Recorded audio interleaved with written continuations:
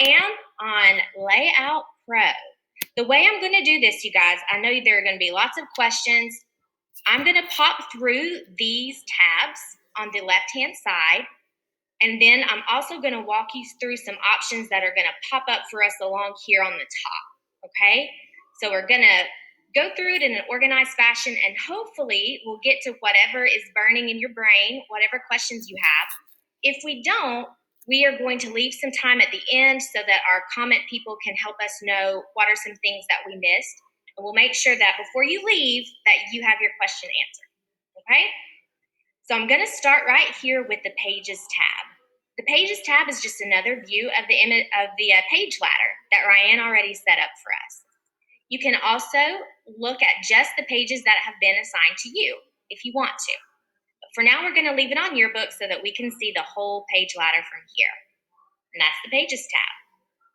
The next tab down is Designs. This is where Jostens houses all of those pre-designed templates and even pre-designed pieces of pages in these libraries for you to use if you want. I don't know about you, Ryan, but I always encourage my staffs to at least start with a pre-design and then customize it from there, because it's a lot easier to start with something than to build from nothing, typically. Just to show you how some of these resources are organized, anything that you save as something that you have created yourself, that you've created custom, is always going to be saved up here at the top. Here's where your custom pieces are going to be found. This next triangle, and remember, Ryan showed us, anytime there's a triangle, that means it's a collapsed menu. That means there's more things to look at. The next one down is called Themes. I love these because these are templates that have been completely designed to go with different types of themes that you might choose for your yearbook. So for example, the theme of ambition. Here's a title page that could go along with that theme. Here's some opening and closings. And another way to think about it is, even if you don't love the word ambition, but you like the look of these pages, change them up, and they've already at least been laid out in a consistent way for you. So that's what all of these are, all of those under theme. The next piece is modular, and I'm going to show you a little bit about that. Modular design is a huge, huge trend. It makes our books look clean and professional. So we have some resources to help us achieve that look.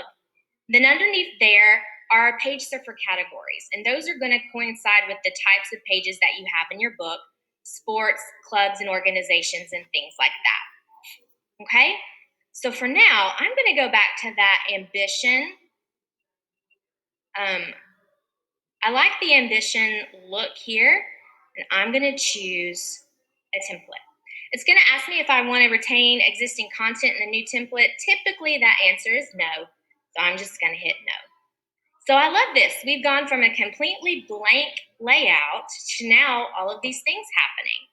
And the good news is, just like you're used to, you guys, everything on here is changeable. So I can change this picture box. Anything that's blue is a picture box. I can move it from one location to the other, and I can even set it on an angle. Look at all those pretty, pretty angles I can use to start making this page exactly the way that I want it. So let's pretend that I want to move this picture box. I think it's too big. I want to pop it up a little bit and pull it down here. Okay. So while I'm here, let me show you a couple of cool things. You guys can see, hopefully, that when I have chosen or clicked on a picture box, I get some cool options up here. So let me show you some interesting things. First, let's say I want to make this box small. I'm going to pop in here a little bit. I want to make this box small, but I want to have a string of little boxes here so that I can really hit those coverage goals. So I have this awesome duplicate button, kind of instead of copy and paste. So I'm just going to bump, duplicate a few boxes here. I know I want them to be in a line, but I'm in a hurry. I don't have a ton of time to make them perfect. It's hard to make things perfect, as y'all know. So what I'm going to do is hold my shift key and choose all of these boxes. And I'm going to come here to arrange. When I hit that menu, look what happens. I get this little arranged menu with a little thumbtack. If I hit the thumbtack, now this menu is available for me to move it anywhere on the page that I want. This is the beginning, you guys, of being able to customize your own workspace with these contextual toolbars that you can dock at any time. I'm so excited about this idea. I think our students are really going to love it. So while I'm here, I want to make sure that all of these boxes are aligned right here at the bottom of this second box. So I'm going to come to Align Object, and I'm going to choose Align to the bottom. When I do that, everything aligns to the bottommost in the group that I have. I also want to make sure that all of these pieces of space are consistent inside. So I'm going to come to Distribute. And when I do that, you could see that this box popped over a bit to make sure that now all of these pieces of space are consistent within this little grouping. So I'm really excited about that. While I'm here, I'm going to group these pieces together. You see how now I have a dotted line around these picture boxes? Now I can move them all together to wherever I want them to go.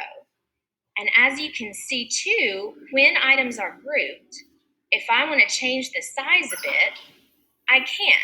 And it's going to keep everything in proportion, and it's going to maintain those pieces of space that I set that I wanted. So I think that's exciting. Now, when things are grouped, they can't be edited. So we want to make sure that when we're ready to pop pictures in, for example, that we ungroup, and now as you can see, each of those little boxes are ready to accept pictures. So I think that's really, really exciting. The other piece that I wanted to show you really quickly before we move on too much, along with kind of starting to adjust our picture boxes and thinking about how we want our page to look, usually when my students use a pre-designed template, they like the way it looks, but one of the first things that we want to change usually is the colors that are used. So to be able to do that, see all of these red boxes that just came in on this layout? I'm going to come up here to Edit. I'm going to choose Select, and I'm going to choose Color. For context, I'm going to say I want to choose everything that is filled with this red, and I want to change it to, remember Ryan set up this high school color palette for us? I know that our school color is purple. So I'm going to change everything that is red on the page right now to purple. Boop. I'm able to do that with just the pop of a button. And so now already this page is starting to look like something that I really want to, that looks more like my school. The next thing, so here, that's where our designs are. And I'll actually, let me show you one more thing before I move designs. I have now decided that this little piece of stuff isn't cool enough. When I go to select this package of things, did you see how it made a purple box? I love that. So now you can really, really see the things that you are grabbing all at once, selecting all at once. I've decided I don't like that. It's not cool enough for me. So inside Design, since we're still in the Designs tab, I'm going to come to Modular. And I'm going to choose a blue mod because I know it's sort of roughly the size of that space. Anything that's inside here in this blue module system has been perfectly designed to fit inside that piece of space. I love that. And so now, when things are brought in as modulars, they're grouped. And just remember that if we need to edit them, when we're ready to edit, we're going to break all of those apart and ungroup. And now I'm able to make the edits that I want. So I love that function. All right, Ryan, I think I'm ready to play some photos. So all right. I'm excited. We've been to Pages, Designs, and now we're going to go to the Images tab right here. When you come to Images, you're going to click our little triangle, and it's going to show you the folder hierarchy that Ryan showed you how to set up in the image library. So it's going to completely mirror what's in the image library. I can see her varsity football right here. So let's come to varsity football, and I'm actually going to go through the whole step of uploading a photo. So remember, you can upload from the image library. You can also upload with the page open if you want. I'm going to go ahead and show you what it looks like to upload from Google Drive. And while it's doing that, I just want to say out loud again about how important this, how exciting it is for us that this is a flash-free experience for you guys. And it has also been specifically optimized for Chromebooks. So many of our schools are using Chromebooks these days and are using this Google system of organization already. And we have decided to just go along and make it as easy as possible for you guys to use your Google technology with Yearbook Avenue and Layout Pro. So I've chosen some pictures there. I didn't even look. I don't know how great they are, but we'll find out together. You can choose as many pictures as you want. I love Ryan's suggestion of mirroring your image library folders in your Google Drive so that they match and you kind of have your pictures both places. So I love that that's how we're going to do it, hopefully. Okay, so now we're done, and you can even see up here, it shows me that the category destination is football, varsity football. And here they are. Here are the pictures that I just uploaded. So I am going to just start dragging and dropping pictures onto the page. It's as easy as that. While I'm here, I'm going to show you that I can double click on this picture and kind of pop it around inside that picture box to get it cropped the way that I want. Okay. Also, as I hope that you're starting to look for, when I have the picture chosen, I'm getting all of these cool little options again. So let's walk through a couple. I'm going to zoom in just a little bit. The first option is stroke. I can put an outline around this picture. Bigger the number, the thicker the outline, so you can see.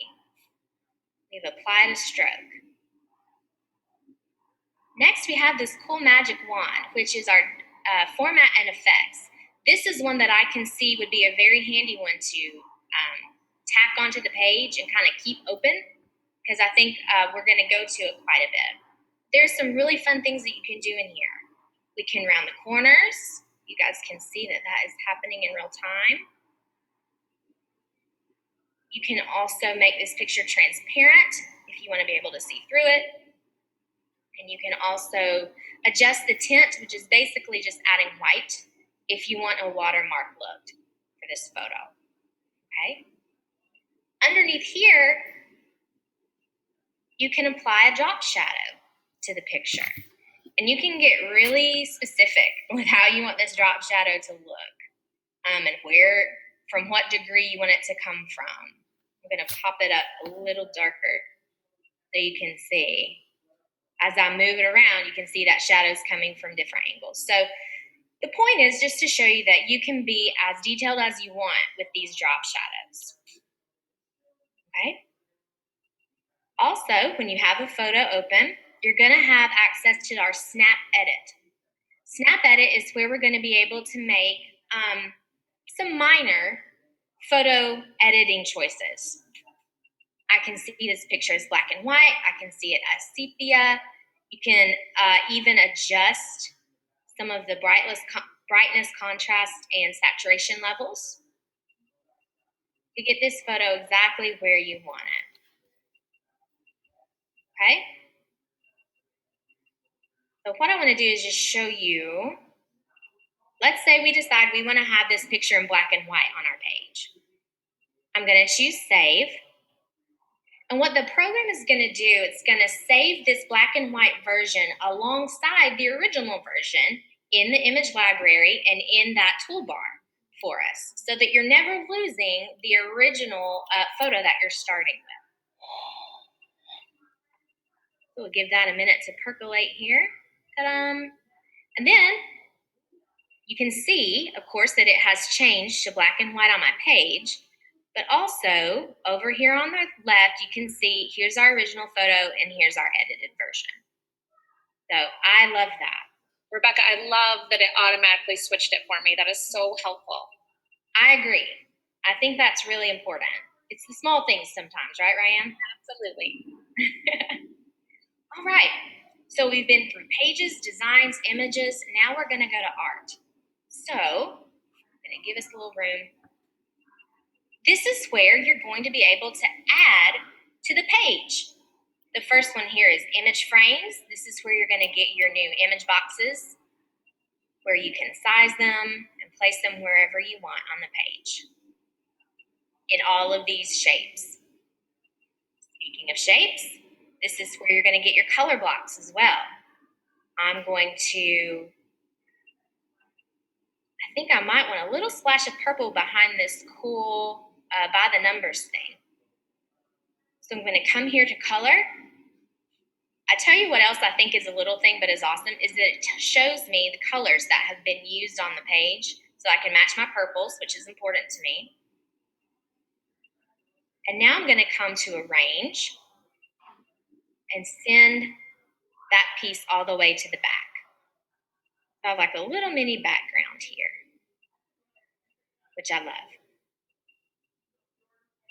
Speaking of backgrounds, because I know backgrounds are a big, big question, couple of different ways to do it. Inside our art tab are all of the backgrounds that we have designed for people to use. So, I don't have an idea of what I want to use. Let's just use this first one. It looks very celebratory. So I've decided that that is the background that I want to use. So I just click and dragged it over to the page. If I want to make a change, I'm going to double click on the page and choose change background. When I do that, it gives me the option now to choose just a color that I want this background to be. And I chose that pretty mint color. I tell you what else I like about this.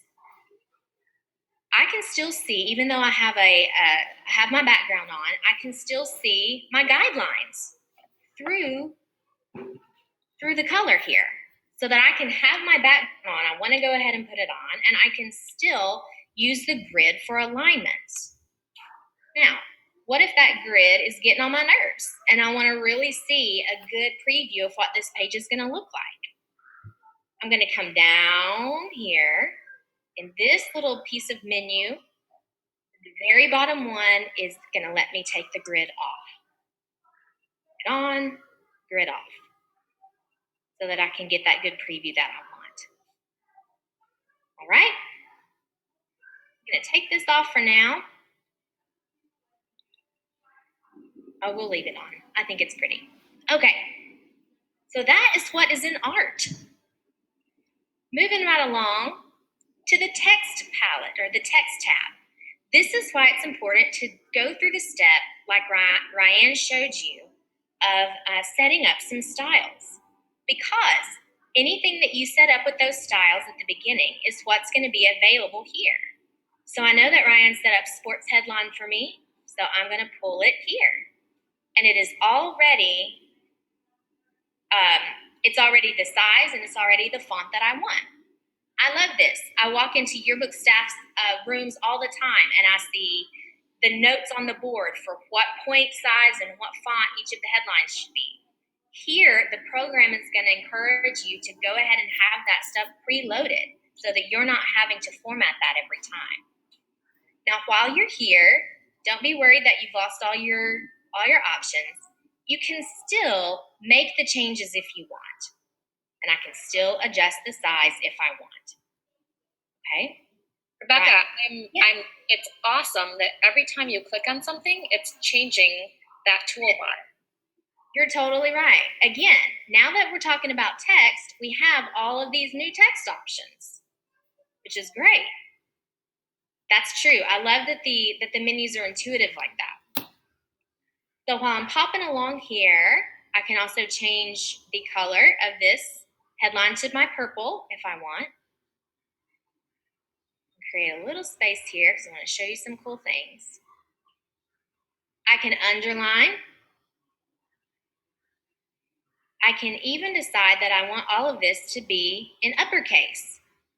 Now, I will tell you guys, when I have been showing Layout Pro to my customers, this is the thing that they get the most excited about, is being able to choose uppercase without having to retype everything. I think that's exciting. And you can choose lowercase, and you can choose title case, which is going to grab every first letter of each word and pop it in uppercase. So I love having those options available. So let's drill down here and show you some more options concerning text. So I left off right here. Next is our alignment tools. Okay, so you will see that I'm going to be able to align to the center, align to the right. I can justify if I want. I can also align, let me clear some of this off so you can see it a little better. I can also align within the text box itself. So if I want this text to appear right in the middle of the text box that I've drawn, I'm able to do that. Maybe I want to pop it to the bottom. I'm able to do that too. We're giving you the most control you can possibly have over how that text is situated inside your text box. I'm really excited about this. The other piece I wanted, so that's alignment. Right next door to it is spacing, where I can switch this text up closer together or give it even more breathing room if I want. You can adjust that line spacing right there. Awesome. All right. Looking at my notes to make sure I didn't miss anything super weird before we keep going. All right, let's forge ahead, shall we? Here we go. I want to talk a little bit about flow, because flow is going to be a little bit different. I'm going to clear off some space real quick, so I'm just going to come to Edit, Select All, and I'm going to hit the Delete button. We still got our background. That's okay. So the very the next option here is flow. This is fantastic because the way that this is going to work, it's kind of the first time that you're going to be able to adjust and tell it. Here, I'm going to pin this and move it over here so you can see what I'm doing. These are, of course, for your portrait pages. Let's say, actually, I want 7 rows and 6 columns. When I make those adjustments, if you watch the portrait dimensions, they're changing automatically to fill what it is that I want. Let's say that I decide I want my pictures to be bigger. Well, if you make them bigger, you can't have that many pictures on the page, is what it's going to show me. So I'm going to be able to basically build these portrait pages super duper quickly based on the numbers that I have in my portrait categories. And the way that it works is you'll come over here, you'll choose what grade you're ready to place, you'll choose how you want the name to appear, and you'll tell it to start on one page and stop on the next page. And this is neat because when the flow works, it places all of the pictures in the category that you've chosen all at once. We are used to, if you use Page Designer, to having to tell it to, yes, you can move on to the next page and progress the flow. With this, it places everything in that category at one time, not having to get the flow to continue. So it's super exciting. And I know that there are going to be questions about that, but we'll show you some video things later so that you can feel a little more comfortable with the flow. But I'm really excited. It's the easiest thing that I've seen in terms of setting up portrait pages. So I think it's going to be great. The next button down here for us is layer. This is where we're going to set up our master template. So anything that applies to a master template or that is on the master template will be applied to every page of your book. So think page numbers, folio art, something that you want to appear on every single page of the book. You're going to here adjust what you want, and then once you do that, it will be applied to every page of the book. Super duper easy. So a good thing that you might use for that might be like where your page numbers are, and add in some folio artwork would be a great thing to put on your master template. Exactly. My last box here is history. And this is important because we know how important that line of sight is for the activity that's happening on Layout Pro. So just know that for every page, right? For every page, advisors have access to see who has worked on it that day. You have access to see everyone who's worked on that page. You can tell how long people have been logged in, how much time they've been there, when did they log in, all of those things. So as I like to say, there is no hiding in Layout Pro. You can always go back and see who's been working on what, did they work over the weekend like I asked. All of those types of pieces of information are right there for you. So advisors, the good news is this is an advisor function. But students, we want to let you know also that you do have a backup if something were to accidentally be deleted, but also that we can see what is happening all along the way. That's right. Ryan, I forgot something that I want to backtrack and do really quick. I bet you know what it is. So here I've popped my headline onto the page. You guys, look what happens when I misspell the word headline. Dun, dun, dun, dun. It's going to tell me right away with a red underline. We have dynamic spell check for the first time. I'm super duper excited about this. Students are used to having their spelling mistakes caught in real time, usually in Word or whatever they're using. And this is, I think it's going to make a lot of advisors' lives easier. Hey, Rebecca, I have a question for you. Yes. Did you know that if a school gives us their student list, that it will actually check the spellings of students' names also, underline those too? Is that true? Yeah. So it's super exciting. It will have a red line. If you spell the student's name wrong, it will underline it in red as soon as we get your student list. So again, we want to make sure we get those right at the beginning of the school year. Get that student list with your the grades associated with those students. So I don't have to wait for my portrait CD, right? Nope, absolutely not. And you can, I would suggest first name, last name, grade, and parent emails if possible, because that's going to also help you with your marketing needs too. Oh man, I love that. Those are the biggest headaches, right, advisors and students who are editing yearbooks, is misspellings and misspelled names. So we're trying our best to help you as much as we can. So just to wrap it up, I know we've gone through all of these capabilities over here. I want to address these little capabilities down here at the bottom right-hand side. This is so fun. If I come to up here to comment, I'm able to say add headline.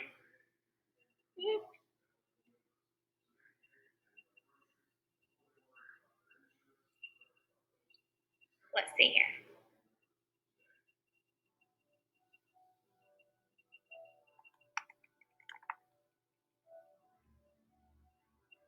Ta-da! And now, when the student comes to this page, they can see, it still says headline in that headline bar. I need to make sure that I add the text that I want. It's also going to pop up, look, down here in the comments panel, I have a number 1. That means that there is a comment to look at. Here it is. And as the staff member, I can click it when it has been resolved. So I love that. This is a way, especially every now and then, there are yearbook staffs that meet. Some students meet one period and the other group of students meet another period. This is a great way to keep their communication going. Then the final thing on my list that I wanted to show you, still housed within this comments tab, is the pre-flight, prepare for submission pre-flight panel. What this is going to do, and you can kind of see it already, advisors know that every now and then you're going to get stuck when you're trying to submit a page. Something isn't working, you're not sure what it is, you call your rep or tech support to help you through the process.